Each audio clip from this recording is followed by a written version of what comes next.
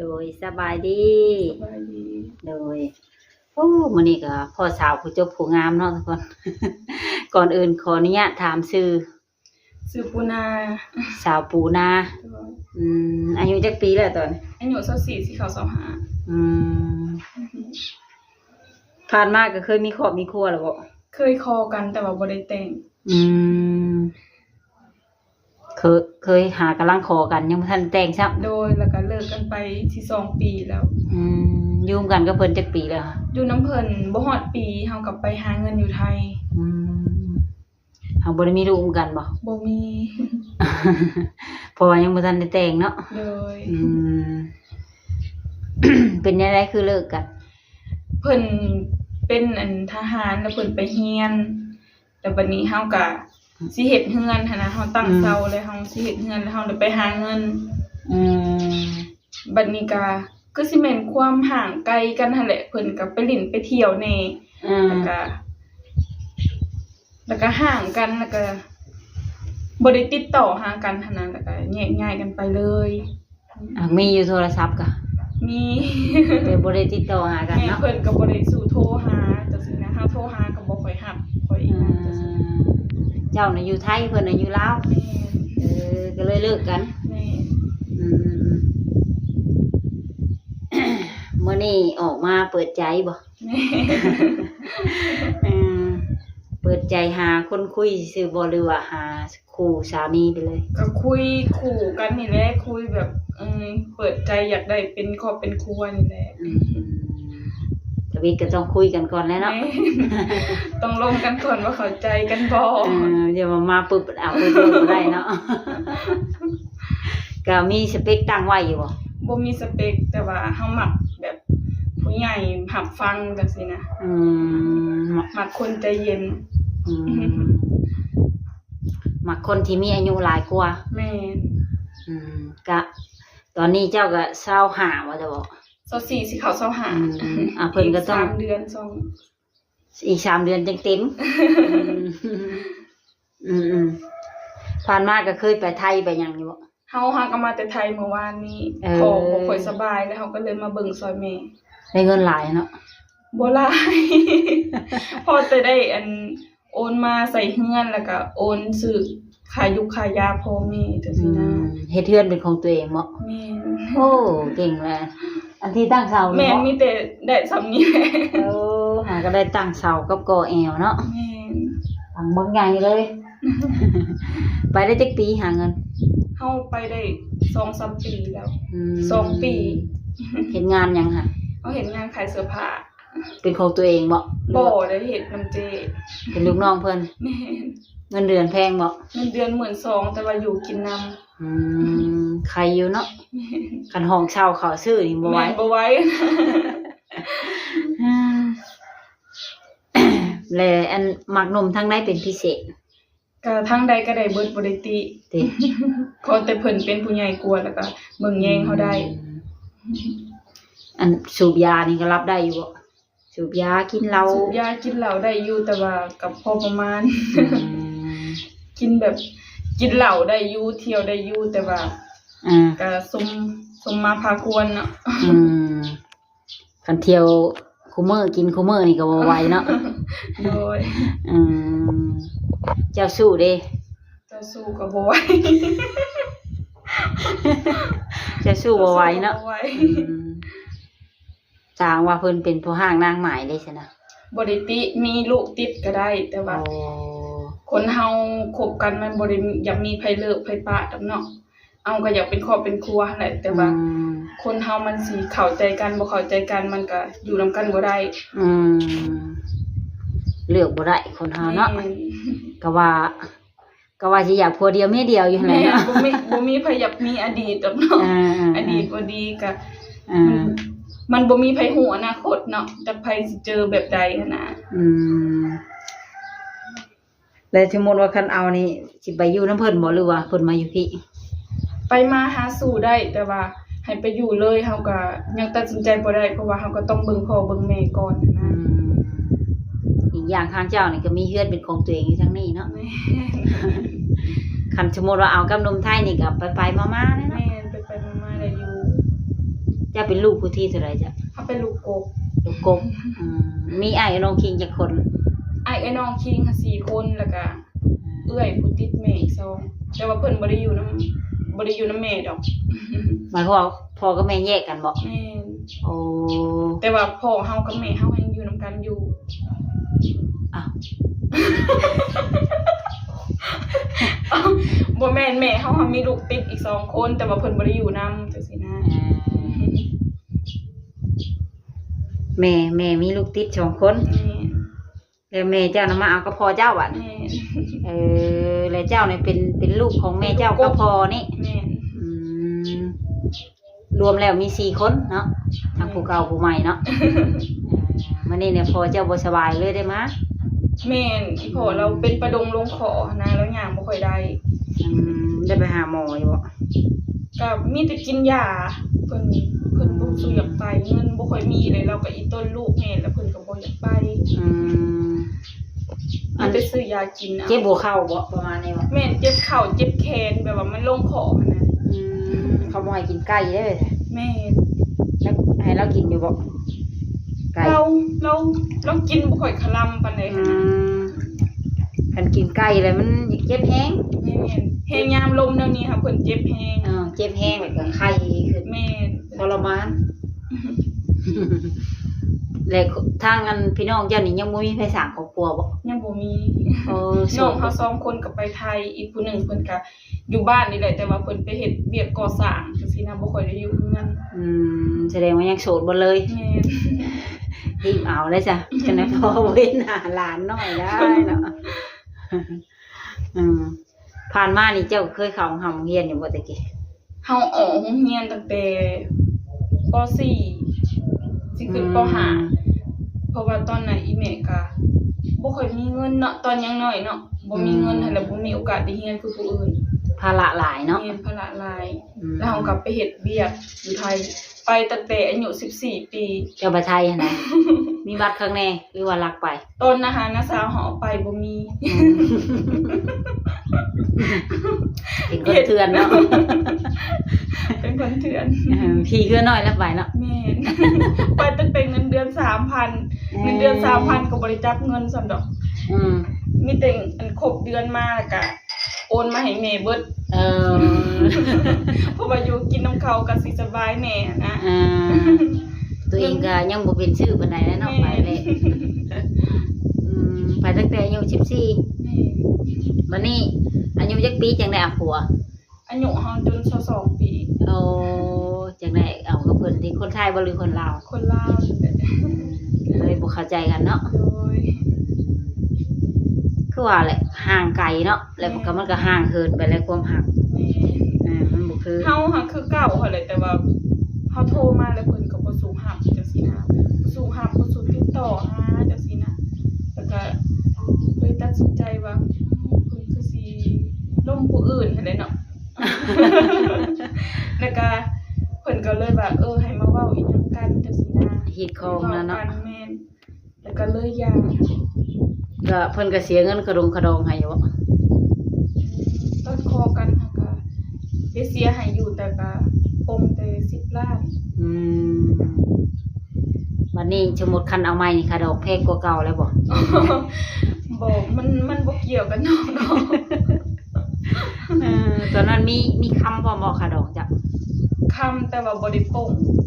คำบาทหนึงบ่ แม่นคำบาทหนึงปงแต่เงิน10 ล้าน ถามมือแต่งยังคงอีกนะเนาะ แม่น แต่ว่าบ่ฮอดมื้อนั้นซับ ไปบ่ฮอดซ้ำเนาะ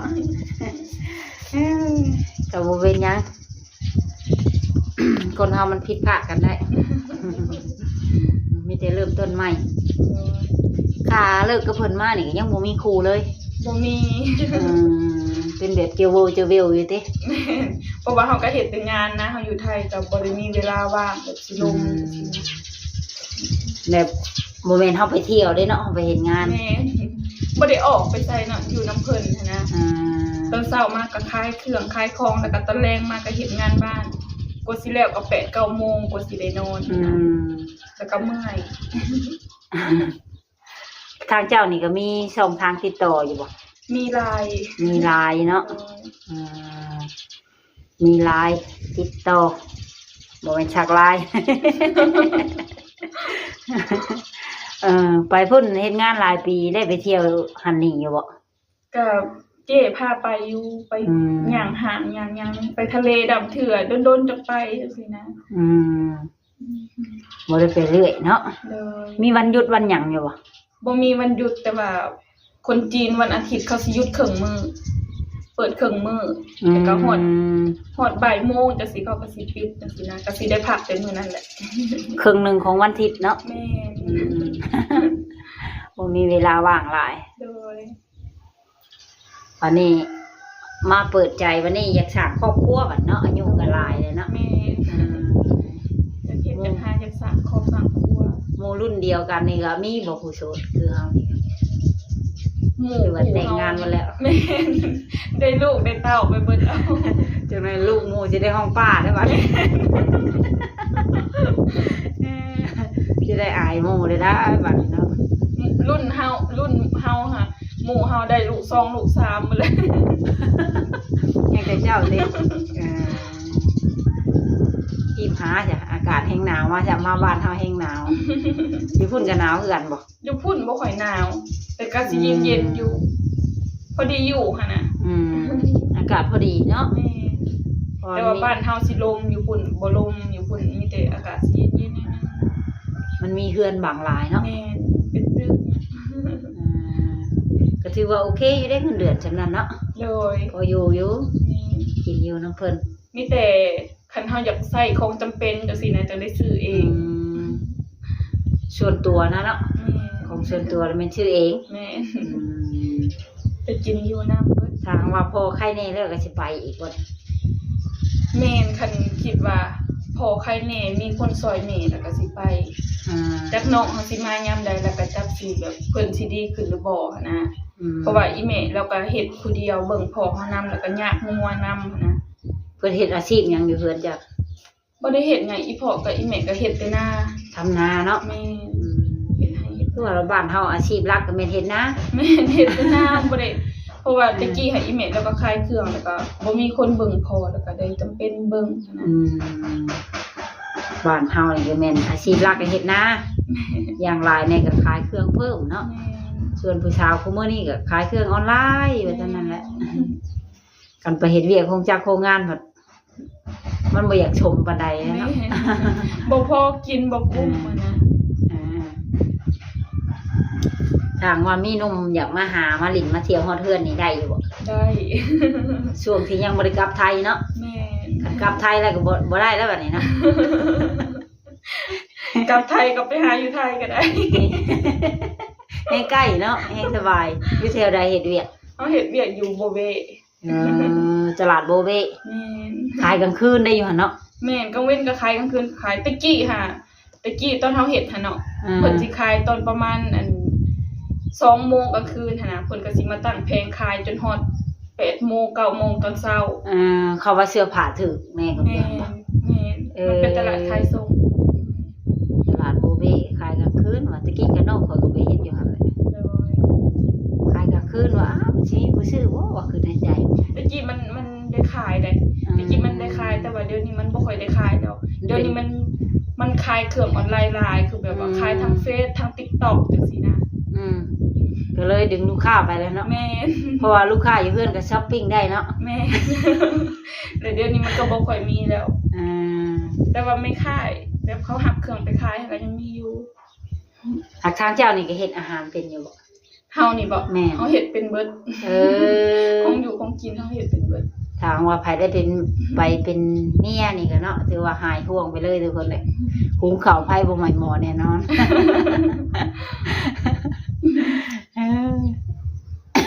มาบ้านที่ก็เฮ็ดกินชูพ่อชูแม่กินแล้วเนาะ โดย ต่างว่าไปทำงานที่หุ่นก็ไปหาเพิ่นได้เนาะทุกคนอยู่ตลาดโบเบ้เพิ่นน่ะตลาดโบเบ้คนหลายเด้เนาะเห็นเขาถ่ายคลิปแหละยามกลางคืนกันเนาะอย่าคือกลางเว้นบ้านเฮาอันเด้ ก็ตั้งแผงขาย ว่าแปลกว่าตลาดกลางคืนหังมีคนหลายบ่คือบ้านเฮามันตลาดนี่กลางเว้น ส่วนหลายก็มีแต่แม่ค้าที่เขาหับไปขายแล้วเขาไปซื้อเครื่องมาขายจังซี่นะ ไม่ค่าห้านใหญ่เนาะเพิ่นไปรับซื้อเครื่องทางบัดกลางเว้นก็เปิดอีก กลางเว้นก็เปิด แต่ว่า คนหลายซ้ำกัน กลางเว้นสิบ่ค่อยมีคนปานใด โอ้ สิมีแต่ตอนเช้าเพราะว่าแม่ค้าเขาหับไปขายเขาก็สิมาซื้อในตอนเช้าแพงที่เขาเจ้าตั้งขายเขาก็สิขายตอนเช้าแล้วเขาก็เก็บประมาณ 8-9 โมงเขาก็เก็บจังซี่นะ อืม แล้วก็ที่เหลือก็สิมีแต่ห้านที่แบบขายส่งที่มันเป็นตึกแถวไปจังซี่นะ อืมเป็นแบบนั้นเนาะ โดย ที่ไปหลายปีเนี่ยไปอยู่แต่หมองเดียวนั่นบ่ โดย อืมทะเลถ้าหยังก็ได้ไปเที่ยว เพิ่นก็พาไปอยู่แบบเทศกาลเพิ่นก็พาไปเล่นไปเที่ยวอยู่ อืมถ้ามีโอกาสนะเนาะ โดย วันนั้นวันนี้ประมาณนี้ คือ เนาะ ปีใหม่สงกรานต์อีสังจังซี่นะเพิ่นก็สิพาไปอยู่ ปีใหม่ปีหยัง โดย ได้โบนัสพร้อมแล้วเนาะ ก็ได้อยู่ เออไปเฮ็ดงานดีได้โบนัสอะไร อยู่หันน่ะแม่นกินข้าวน้ำเพิ่นอยู่น้ำเพิ่นเนาะ กินน้ำอยู่น้ำ มีหมู่หลายบ่ ก็คนเฮ็ดงานนำกันก็3-4 คน แต่ว่ามีแต่เฮาเฮ็ดอยู่หันประจำที่แบบว่านอนนำเพิ่นหั้นนะเพราะว่าที่เหลือเพิ่นก็มีครอบมีครัวเพิ่นก็ไปเช่าห้องอยู่จังซี่นะ หมายถึงหมู่นํกันนะ แม่ เจ้าเป็นยังโสดเนาะ ก็เลยบ่ได้เสียเงินค่าของเช่า แม่ แต่ทางว่ามีหนุ่มๆทางต่างประเทศมักฮักนี่ก็สิไปอยู่ได้บ่เนาะ ไปอยู่นำเขาจังซี่บ่ก็ไปได้อยู่ บางทีหนุ่มลาวเพิ่นไปอยู่ต่างประเทศก็มีเด้เนาะ โดยแห่งดีและคนบ้านเฮาเนาะ จังแบบบ่ได้ไปไกลหั้นนะ พอภาษาฮู้เรื่องเนาะ แม่ บางทีหนุ่มเมืองนอกนี่แบบเพิ่นไปแต่ลาวเฮานี่โดนแล้วแต่บัดนี้เพิ่นอายุหลายแล้วเพิ่นอยากกลับมาอยู่ลาวก็มีเด้เหมาะเลยกับเจ้าเนาะที่แบบเพื่อนก็มี แม่ ก็มาอยู่ได้ เป็นของตัวเอง มาต่อเติมซอยน้องเพิ่นแล้วก็มาอยู่ได้เลยเนาะ สมมุติว่ามีอายุประมาณ60รับได้บ่ หับได้เฮามักตั้งแต่อายุ30ปลายขึ้นไปฮอด60เพราะว่าเฮาคิดว่าเขาเป็นผู้ใหญ่กว่านะเขาน่าสิรับฟังเฮาได้หลายกว่า แต่กี้เฮาก็มักคนวัยรุ่นคือกันนี่แหละแต่ว่าเฮามาได้อยู่ในจุดนี้หั้นนะเฮาก็เลยคิดว่าความคิดเขากับเฮามันต่างคนก็ต่างอย่างน้อยหั้นนะเฮาก็เลยมักผู้ใหญ่หลายกว่าเขาอาจสิรับฟังเฮาหลายกว่าวุฒิภาวะเฮาหลายกว่า จากประสบการณ์ที่ผ่านมาเนาะ แม่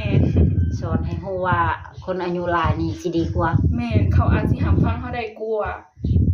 เป็นที่ปรึกษาให้ก็ได้เนาะ เป็นที่ปรึกษาเขาอาจสิใจเย็นกว่าจังซี่นะ คันวัยรุ่นบัด บ่เข้า ไฟ กันนะ สู มัน งไฟ บ่เข้ากันนะมันอยากปูปรับรู้ได้เนาะก็เฉพาะบางคนดอกเนาะก็บ่ทั่วทุกคนดอกเลยก็มีหยังอยากฝากถึงหนุ่มๆอยู่สมมุติถ้าเพิ่นนั่งเบิ่ง ก็บ่มีหยังเนาะคนเฮาสิอยู่ห่างไกลกันก็ร่วมกันได้ตลอด เลย ร่วมได้ตลอดมันอยู่ที่ความเข้าใจกันบ่ได้เกี่ยวกับระยะทางดอกคนเฮามันไปหากันได้คันร่วมเข้าใจกัน ไปมาหาสู่ได้เนาะ โดย และสมมุติเพิ่นเสร็จมาโทรมานี่สะดวกคุยอยู่บ่ สะดวกคุยแต่ว่าเฮาก็สิมีแบบไปส่งข้าวพ่อแน่เพราะว่าตอนที่เฮามานี่ก็ยังบ่ได้เฮ็ดเวียกเฮ็ดงานนะส่งข้าวเฮ็ดเวียกเฮือนคันว่างก็โทรกลับได้ บ่ได้ขี้อกขี้โกยดอกเนาะ โดย คันว่าง